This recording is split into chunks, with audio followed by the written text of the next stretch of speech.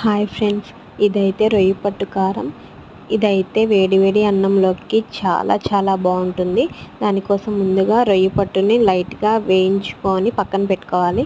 తర్వాత కొంచెం ఆయిల్ వేసి ఎండుమిరపకాయలు, ఎండు చింతాకు పొడి, ధనియాలు, జీలకర్ర వేసి బాగా వేయించుకోవాలి. తర్వాత వేయించుకున్న మిరపకాయలని రోట్లో వేసి కొంచెం ఉప్పు వేసి బాగా మెత్తగా నూరుకోవాలి. తర్వాత రొయ్య పట్టుని ఈ విధంగా చెరుక్కుంటే దాంట్లో ఇసుక ఉంటే పోతుంది. ఆ రొయ్య పట్టును వేసి బాగా మెత్తగా దంచుకోవాలి. తర్వాత తెల్లగడ్డలు వేసి నూరుకోవాలి. అంతే, ఎంతో టేస్టీగా ఉండే రొయ్య పట్టు కారం రెడీ. చాలా చాలా బాగుంటుంది.